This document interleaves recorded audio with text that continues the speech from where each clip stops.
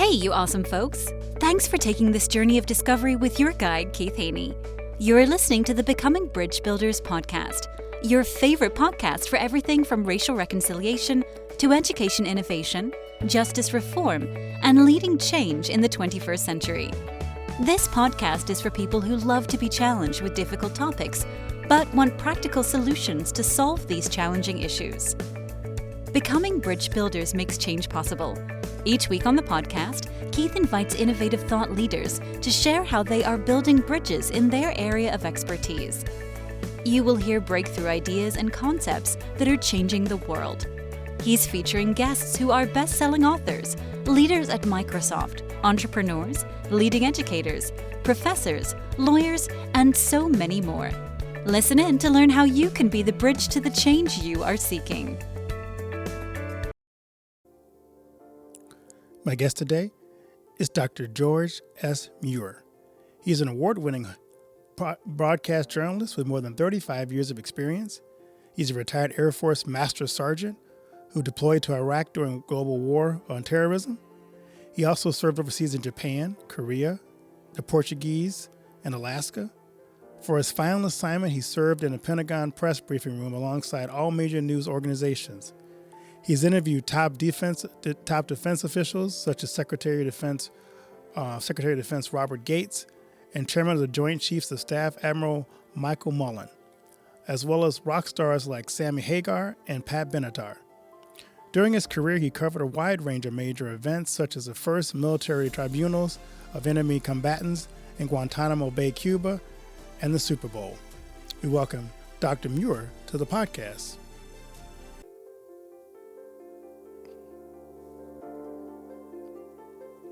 Well, George, welcome to the podcast. How you doing today? Very well, Dr. Haney. I really appreciate you having me on today. Thank you. I'm so looking forward to this conversation. One of my favorite topics and one of the topics that got me in the most trouble as an early podcaster is trying to talk about critical race theory.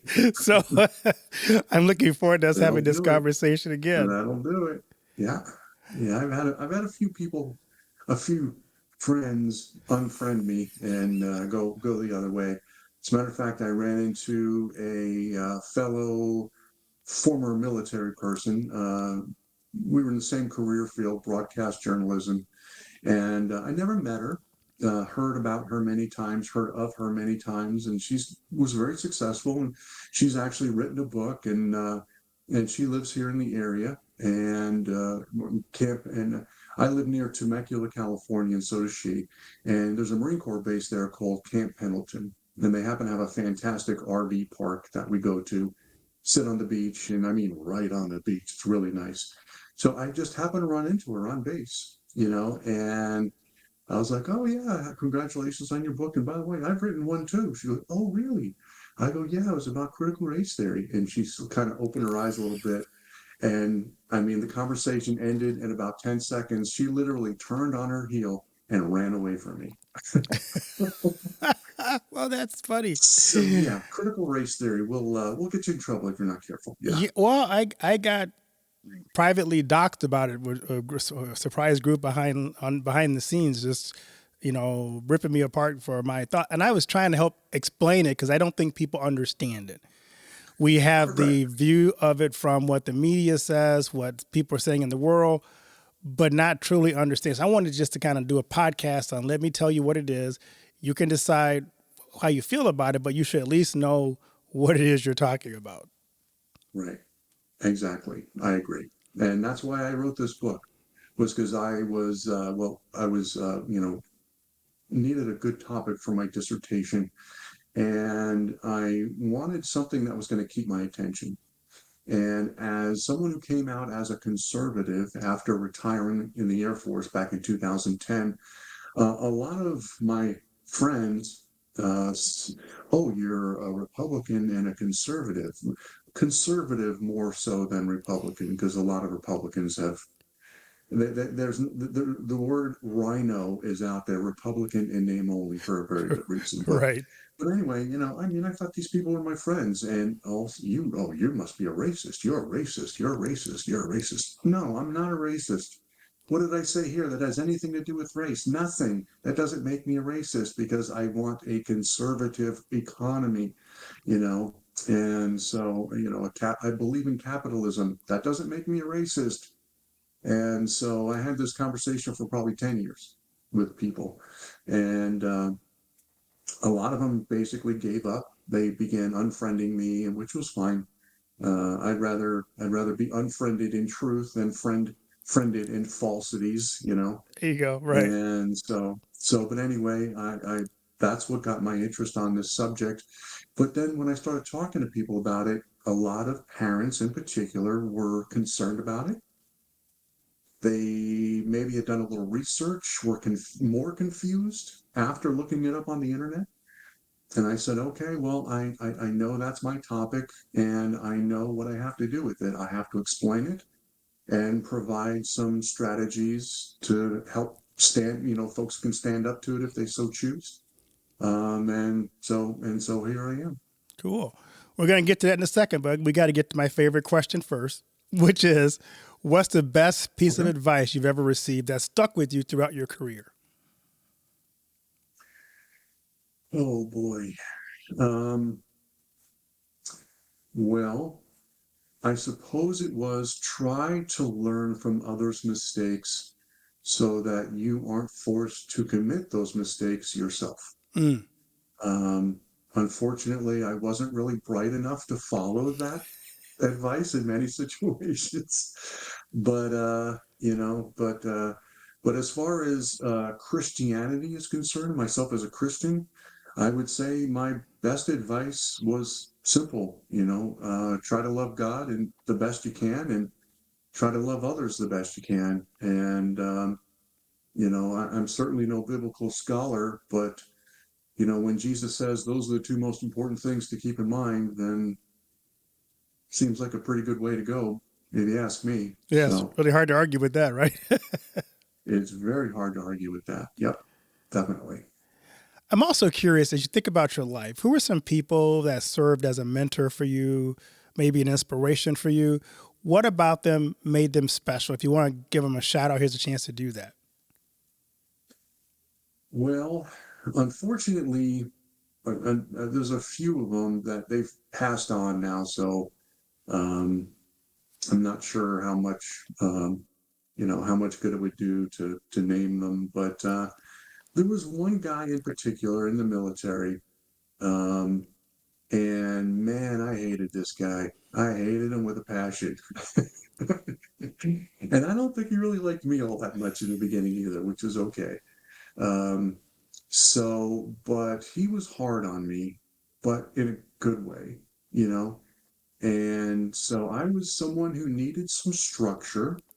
I was someone who needed a little discipline, and he provided it to me, even though I took it kicking and screaming. But in the long run, I had one assignment with him, and boy, I couldn't stand him. But he helped me, and I was very successful. In military broadcasting, there's different awards, and the Army level award is called a Keith L. Ware, and then there's which is best in Army, and then there's best in the Defense Department, and I won a Thomas Jefferson Award working for him for that first time. So that was a very successful moment. And then a couple of tours later, he came in and became my boss again. And I just remember thinking, oh man, oh, not him, please, not this guy. But he came in and, and again, he was tough on me, but I learned a lot from him and I became a better person for it and all those things. Um, and his name was Pete Cassiano. And it was funny because I was just getting ready to retire. I was working in the Pentagon for my very last assignment, and on what they call media row. So you got CNN, NBC, ABC, blah blah blah, and then you had what was called the Pentagon Channel, which is what I worked for, which is the military or is part of the military journalism career field.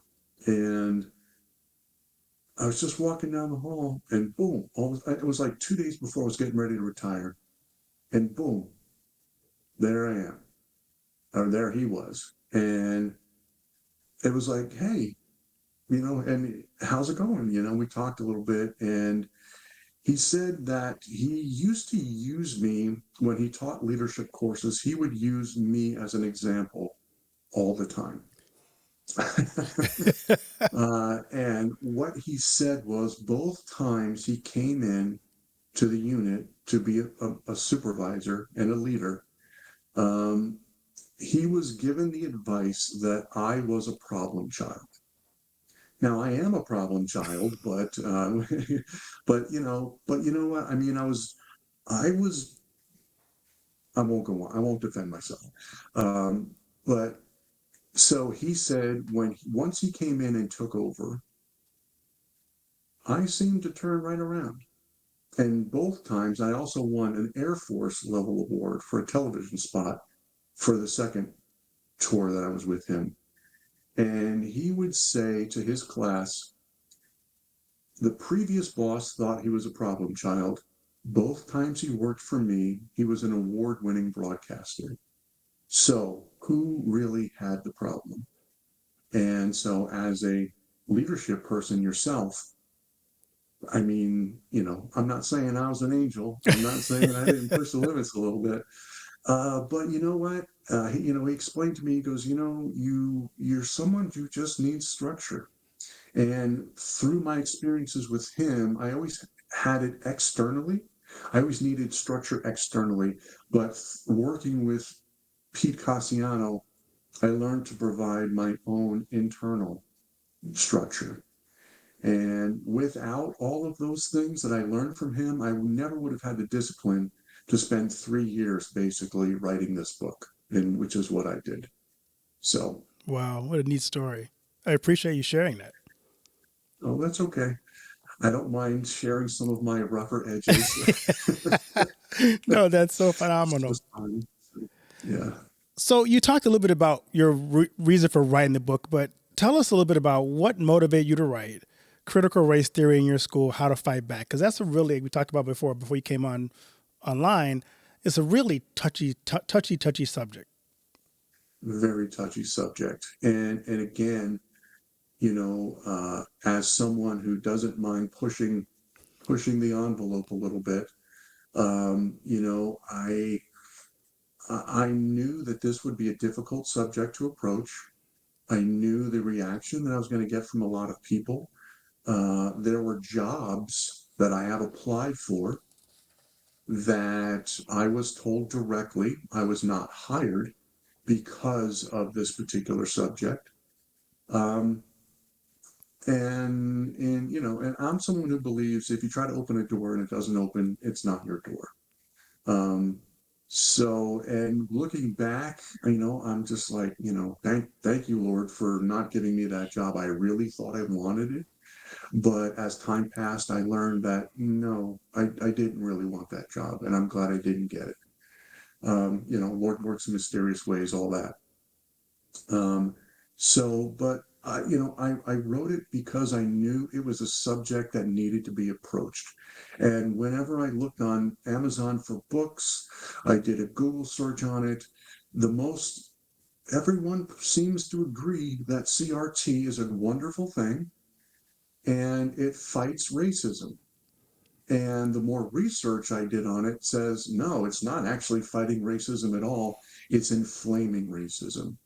And not only that, it is the enemy of freedom, capitalism, the nuclear family, and the United States. And that's because the people who push it are at their core Marxists, racist Marxists, at that. Some of the most racist things I've ever heard have come from so-called anti-racists. In much the same way, a lot of fascism comes from groups who call themselves anti-fascists. It was the Antifa who burned down cities across this country back in 2020. And again, this was about the time that I was considering what subject I was going to write on.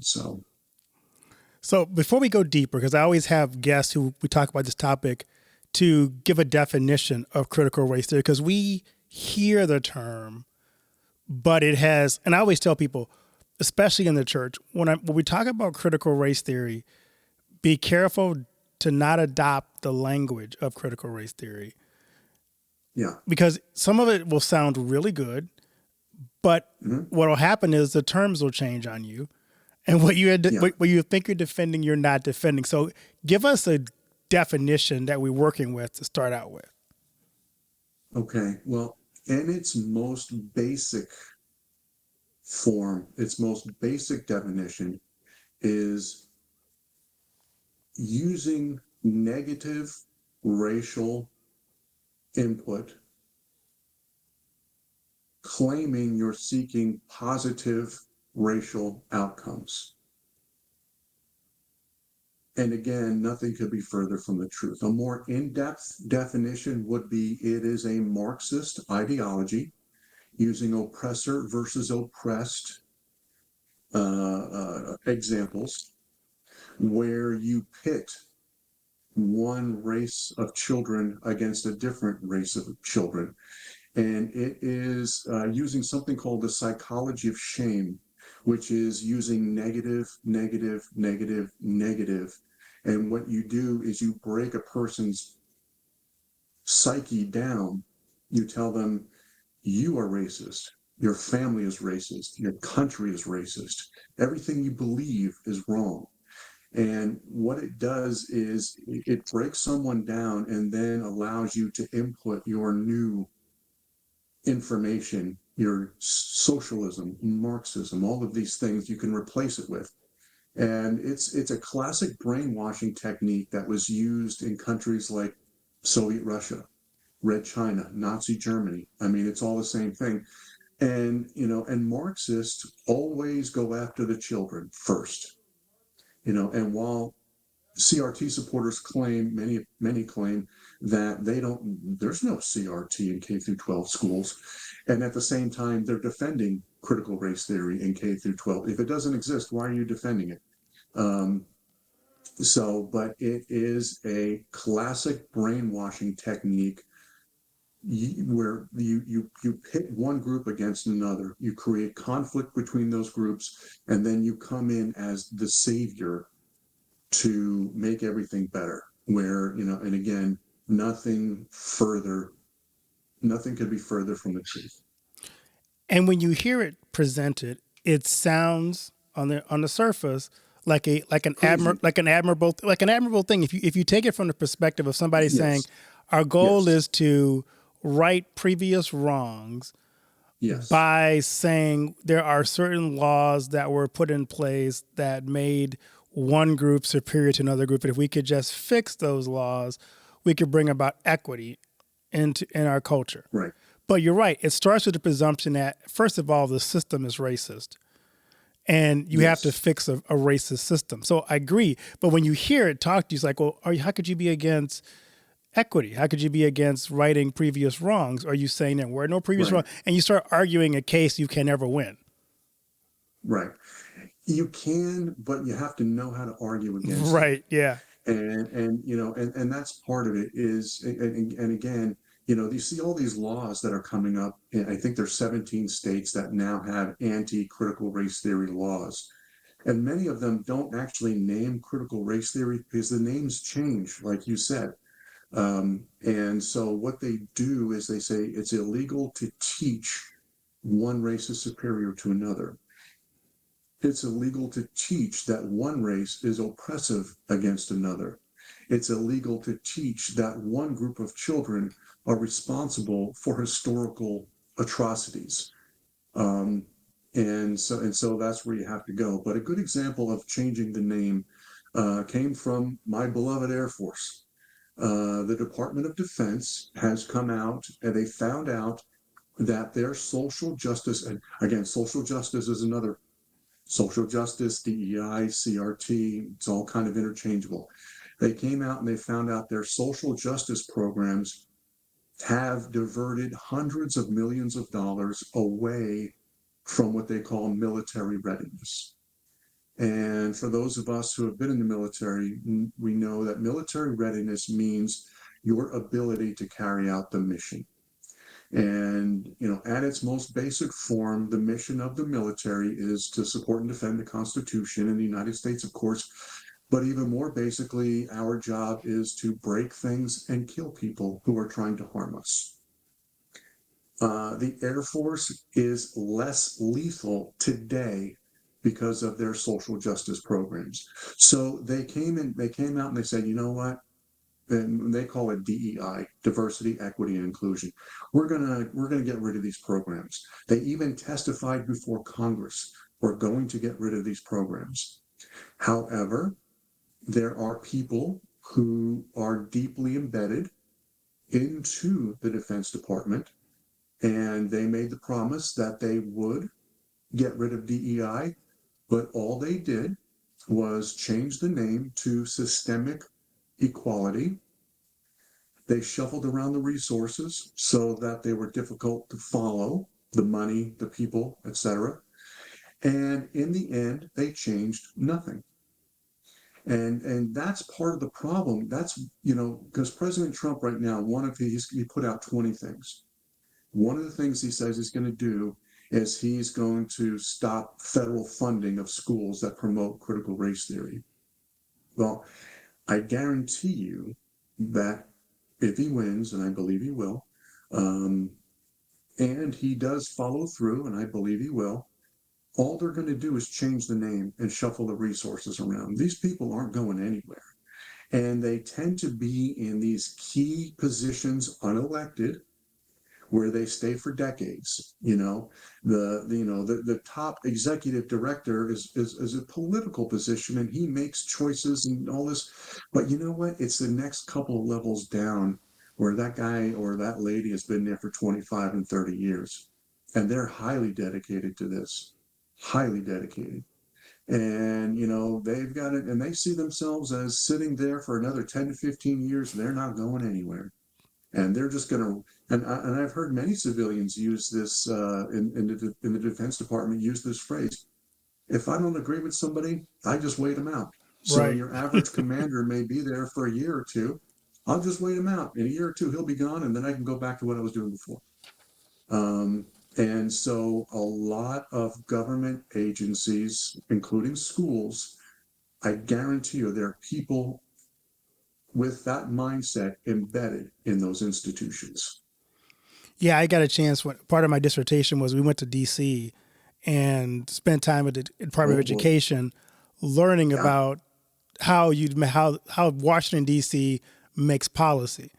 And we met, the head of people. We also met the people behind the scenes who've been there for 20, 30 years, who've been through 5, 6 administrations. And we really learned that they, like you said, they are the ones who implement whatever policy comes down from the top the way they want to implement it, or they're supposedly forced to implement it. So I agree with you. It makes it more difficult to deal with some of the things that you're trying to solve.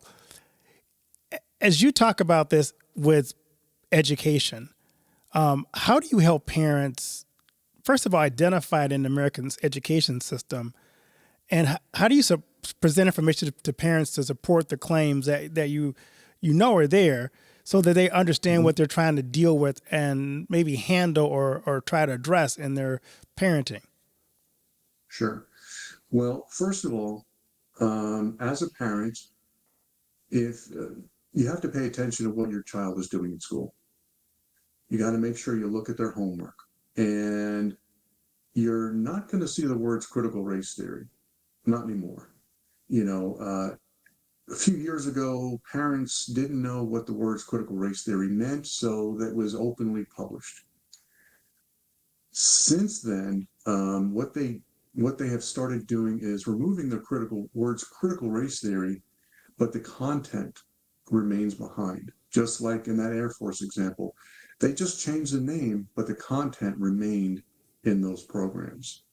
And so if you suspect that your child is being exposed to CRT, if you see something in their homework that looks weird, the very first thing parents should do is go online to the course descriptions, because the vast majority of schools these days have pretty thorough course descriptions. And if, and again, you're not going to see the words critical race theory, but if you see the words oppression, marginalization, systemic racism, white supremacy, especially in classes like dance and math, and they're out there. Right. They're out there. It's called equity math. It's critical race theory math. And so there's not a class that they don't want to infiltrate, by the way. But if you see those words, you need to get in touch with your teacher, school administrators, school board, whoever they may be, and begin to voice your opposition. The other thing you can do is start getting involved with other parents. Share the information with other parents and get into a like-minded grassroots organization of some type. And perhaps only then do you approach the school and say, hey, look, we've seen this, we don't like it, we don't want our children, being taught it. I use the Facts Task Force in North Carolina as an example. And in one of the, something created by Lieutenant Governor Mark Robinson, African-American conservative, who, of course, and they said the most horrible things about him in the local newspaper, which you can read about in the chapter. I dedicated an entire chapter to this. And, and the teacher's like, well, it's mandatory. There's nothing we can do about it. So they went to the principal and went, well, it's mandatory. There's nothing we can do about it. Your child has to go through this. And went to the school board. Well, it's mandatory. There's nothing we can do about it. Well, show me where it's mandatory. I want to see it written down. And of course, it's right online. You can find it online. And so, of course, and the school policies online and curricula online are massive. So it took this guy forever to go through this stuff. And guess what he did not find? Yeah. Not one thing about CRT being mandatory for his child. Not one thing. And so the one thing parents have to remember is don't be surprised if your school administrators lie to you. The very first chapter of my book is titled, Yes, They're Lying to You, because they are. And Riverside, California, Unified Schools, right near where I live. I opened the book with the story of how parents were saying, hey, you're teaching our kids, are you teaching critical race theory to our children? No, ma'am, we're not. I don't know if you just heard what we just said, but we are not teaching your kids critical, and really snotty about it too, And this happened in 2021, except there's one problem. In 2020, at a school board meeting for Riverside Unified, they voted and approved a brand new ethnic studies program. And ethnic studies and CRT are not the same thing, but a lot of CRT supporters use those things interchangeably, and it's not. I'll explain that in a minute. And then they did a PowerPoint presentation where they explained the new ethnic studies program.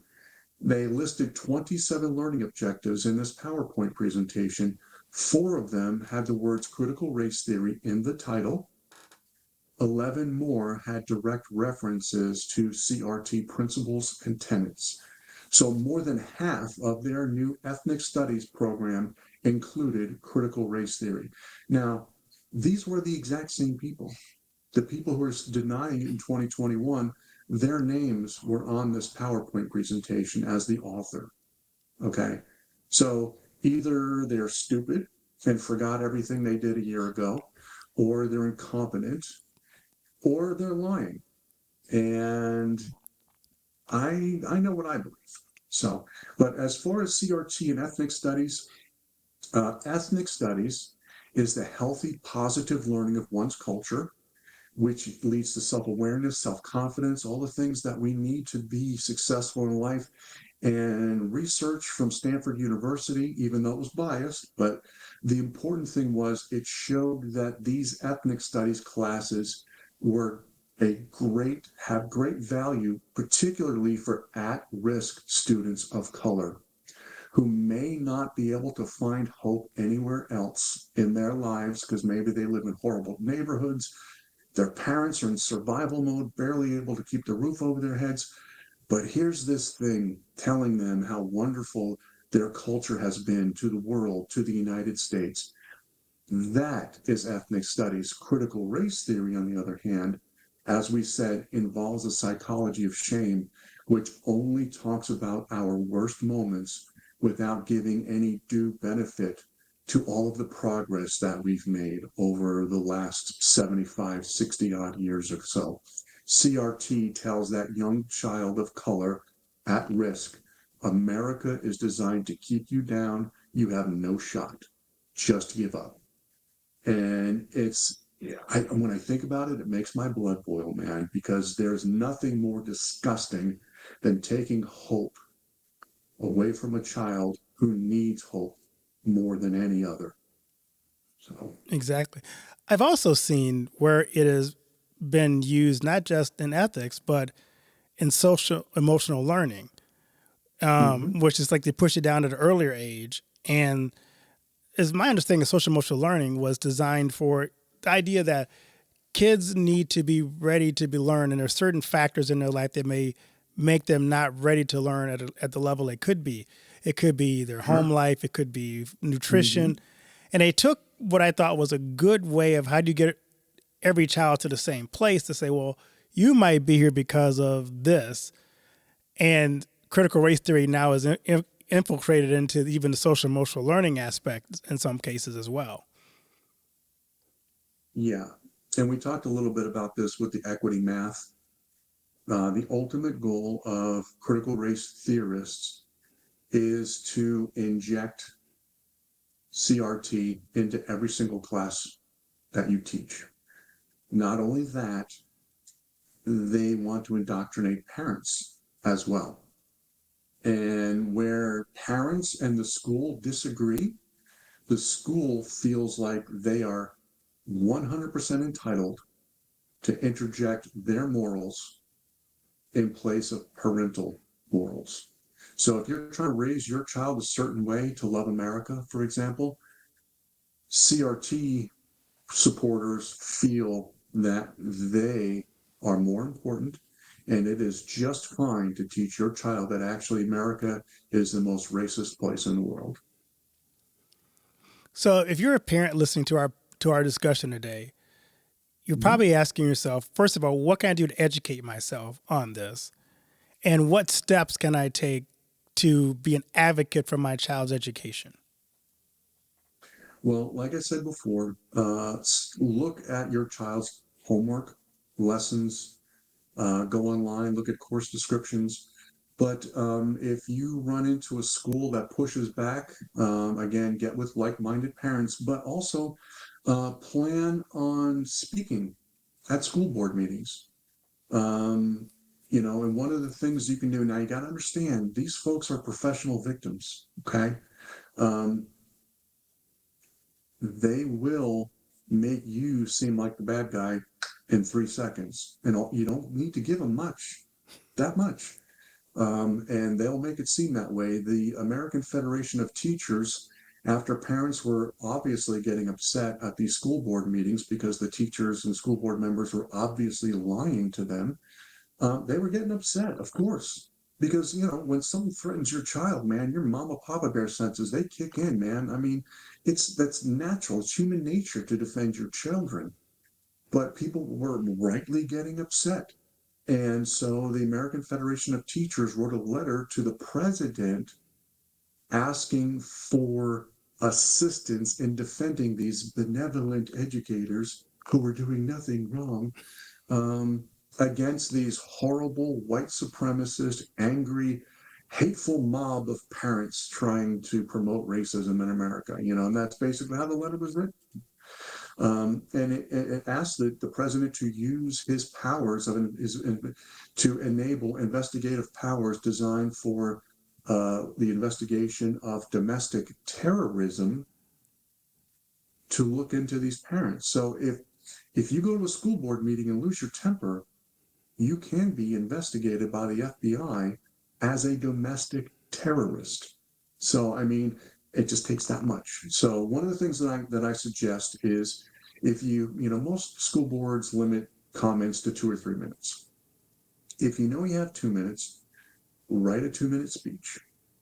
Practice it, do it in front of other people if possible, several times. And when you go there, bring it on a piece of paper, put it on your cell phone. And when you read it, don't look up, just read it off the paper. There's no need to have, eye contact with these people. Just read it off, and what that will do is, one, it makes sure you say everything you want to say. Two, it will make sure that you're within your time limits. But three, it will help you keep your emotions in check. So very important. And so the other things you can do, if you really want to get involved, you can always start a nonprofit organization of some type to stand up against this kind of thing. You could run for school board. There's plenty of people who, just parents who I never thought I would run for anything.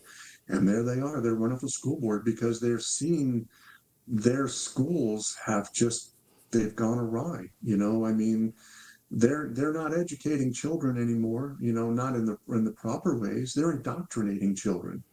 And you have pornography in elementary school libraries. And when you complain about it, oh, you're trying to ban books. You're one of those book banning people. Well, no, I don't want sexually graphic drawings available to my third grader. Is that such a bad thing? Am I being so ridiculous? According to some of these school board members and these school administrators, yeah, you're going too far. And again, they feel they have a right to guide your child's moral upbringing, principles, guidelines more than you. So I'm imagining, as I've done a podcast that's gotten a little bit of heat on this, I'm assuming your book has had some pushback. What were some of the challenges in researching and writing this book for you personally? Well, part of the challenges to researching was trying to find honest depictions and explanations of critical race theory. I used a lot of academic research, of course, because that's what you do. And I think I found one academic research article that opposed critical race theory. But I found hundreds that thought CRT was the most awesome thing ever. There was one scholar in particular, microaggressions is one of the words that he used. And he said, strong claims with inadequate evidence was one of the ways that he put it. And unfortunately, this scholar has passed on. He's no longer with us, but excuse me, for those who don't know, a microaggression is when they say that, no longer is it the open KKK style racism that's most prevalent in America. It's the mild type. When I walk into a room and there's one white person and one African American, as a white person, I'll probably say hello to the white person first. That's a microaggression. Or maybe I don't say hello to anybody. That could be a microaggression too. And that's the thing, you never know. It could be anything. And then there's counter stories, and a counter story is the version of events from a different perspective, which is always valuable. It's always valuable to look at different perspectives. But the problem with counter stories is that all, some, or none of the story can be the truth. So you can completely make it up. It could have no basis in fact at all, never happened. But as a CRT counter story, they demand that it be honored and considered. So anyway, so this particular researcher was one of the only people who stood against CRT. And one of the stories that he used was the Clippers owner. And his name slips me at the moment, not that it really matters. Oh, I know what you're talking about. I can't think of his name either. Donald Sterling, I think. Yeah, that was it. Yeah. So he had a girlfriend of mixed race, and one of those races was African American. And what she was doing, she was bringing her African American friends to Clipper games. And then he told her to stop doing it. Some of these people are so weird. And so, anyway, when he got caught, and it was a big outrage, of course. And so he did an interview. And in this interview, a very intelligent man said he owned his players, and he referred to them as the blacks. And so of course he was immediately removed as owner, maybe not immediately, but he was kicked out of the league, rightfully. But one of the things that not this anti-professor said, he was referring to a different professor who claimed that microaggressions were responsible for hundreds of billions of dollars of corporate losses every year. Now, that other professor never quoted any research to prove that. And that if there was research out there to prove it, he would have quoted it. It would have been referenced, But those are the kind of claims that they make. There's no research to say this, but I'm going to make the claim anyway. And then there's teacher training out there that says things like white drivers, or drivers in particular, are less likely to stop and let African American people walk across the crosswalk. Show me the research that says that. They can't. They can't. But that's not going to stop them from coming out there and saying it.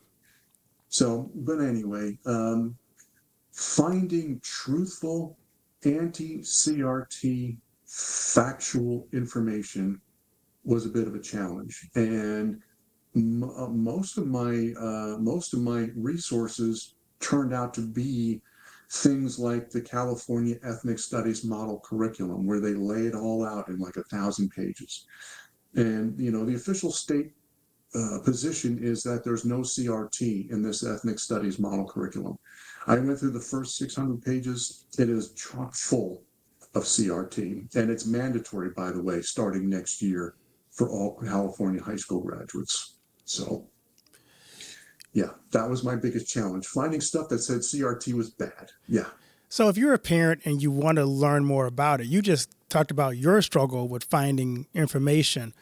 Where do parents go to really get truthful information about what CRT is? So when they go and approach school boards or other parents, they have the proper understanding and proper resources to be able to refute what they're being told. Yeah. Well, you could start with my book, but I would not bring my book into the principal and show it to him.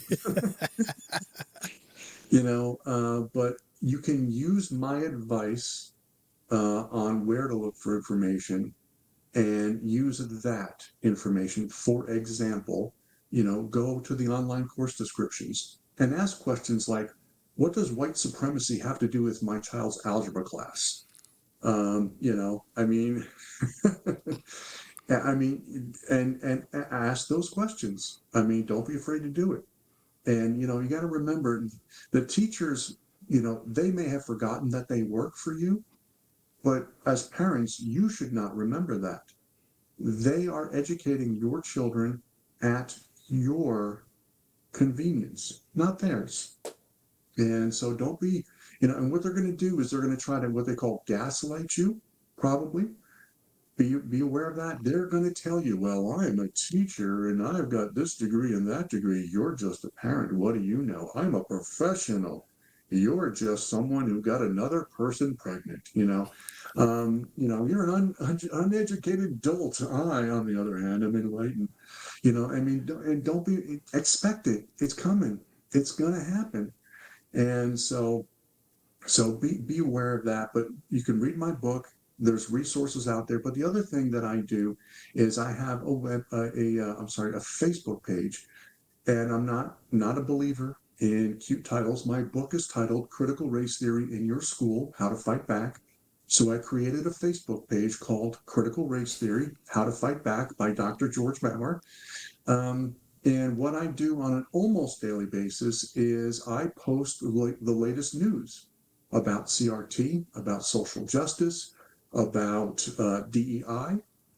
And so one of the things that you can do is come in, of course, like and follow and all that, but you don't have to go out to my Facebook page every day, but maybe go out once a week, twice a week, and breeze through the articles. And what I do is I'll put my little thought at the top, and then the two most important paragraphs or so. So you don't have to go through the whole. You can, of course, I post the article as well, so you can go through the whole thing if you choose to. But I do give a little bit of a little brief explanation at the top that will help you kind of stay up on the latest without taking 4 hours a day to do it. Because there's a lot of information out there. Like I said, President Trump is getting ready to restrict funding to schools that openly teach CRT, and that's a good thing. And, the teachers' unions and the Democrats, and they highly promote it. And again, they think it's the greatest thing in the world. And and you need to be aware, because if you're not aware, what they want is for you to not pay attention. Because while you're not paying attention, they're slipping all this stuff in. Little more at a time, little more at a time. Now it's not just in the ethics class. Now it's in social studies. Now it's in math. Now it's in dance. Now it's in shop. Now it's in gym. And that's how they work. Yeah, that's great. So as we wrap this up, this has been a phenomenal talk. I'm curious, what are your future plans and aspirations for writing books, or what's the next step for you? Well, I'm trying out to be an inside linebacker for the New York Giants next year. They could use the help. Although I'm pretty sure that's not going to be successful. But I would like to continue writing books. I've gotten more involved in my community. I don't have any children. My children are all grown, and they don't live anywhere near me. So I don't have children in school, but I've become more involved in my local school board. There was in Temecula Valley Unified, near where I live. The president they banned CRT in Temecula schools, and they did a recall election against him and successfully removed him. And this is in a very conservative town, so they're very good at this stuff. So that's another thing you need to be aware of. But I went and I spoke for him at the school board meeting. I intend to attend more. I just on Monday attended a local Republicans meeting for the area, and there's a number of people running for a number of different offices. Just getting to know folks that way. But I also became the chapter lead for something called FAIR. And FAIR stands for Foundation Against Intolerance and Racism. And they are a I wouldn't say political, but they're a non-biased civil rights organization. They don't really support liberals or conservatives in particular. They support anyone whose civil rights have been violated, something that the ACLU used to be, maybe perhaps 50 years ago, no longer. Of course, now anything liberal or anything left-leaning, they're all over. If you're a conservative trying to protect your civil rights, don't go to this ACLU, because you're not going to find any help there. But you will find help from FAIR. And so I'm becoming more involved in organizations like that. And yes, I would like to continue writing. I would like to do speeches. If anyone out there, if you have a group that wants to learn more about this thing, if you're not from the area, that's fine. We can do a Zoom thing, and I would be happy to show up and have this discussion with you. And you can ask me questions, and so what I'm trying to do is help people more than anything, particularly parents. So if you're a parent with questions, you could stop by my Facebook page and DM me, give me a direct message, private message. I'll answer you. And when people send me a direct message, I always answer, always. So I guess at its most basic, my answer is I want to continue helping people with this issue. That's awesome. I love to ask my guests this question. What do you want your legacy to be? Well, I guess I would like my legacy to be, more than anything, that I was a good parent, and a good person. And yeah, I think that would be it. Yeah. That's awesome. As you wrap this up, what would you like to my audience take away from our conversation today?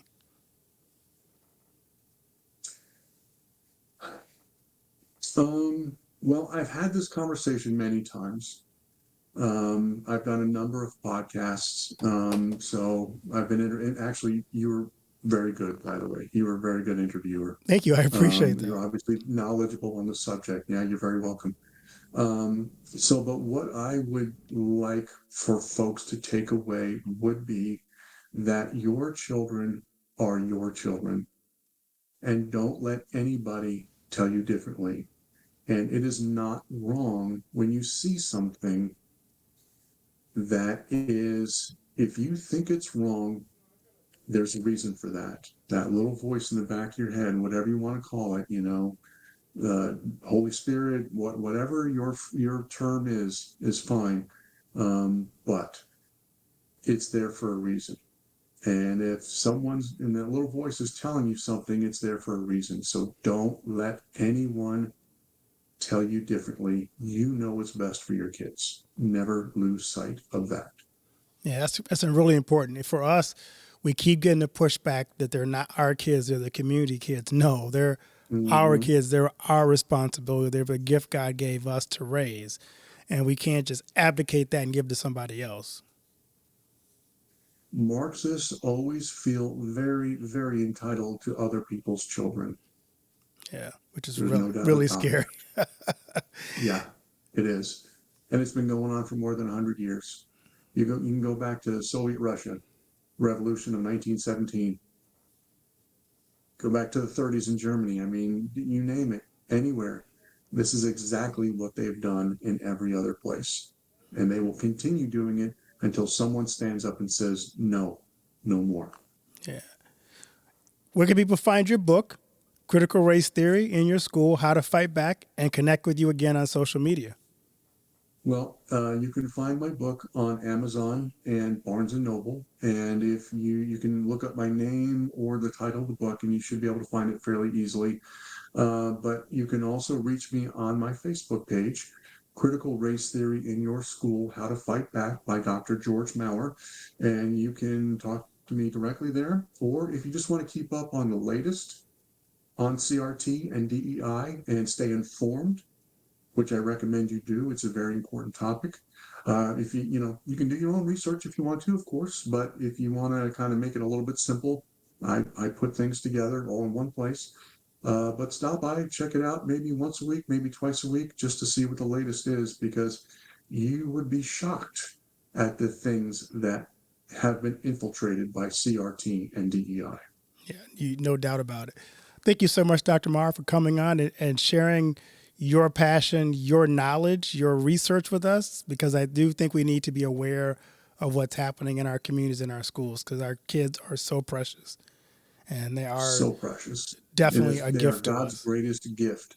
There is nothing in the world like a brand new baby in the family. I mean, that feeling, kids, grandkids, no feeling in the world, and they are our most precious gift. So thank you so much for having me, Dr. Haney. I really appreciate it, and I enjoyed our conversation. You're welcome back anytime, Doc. Thank you, sir.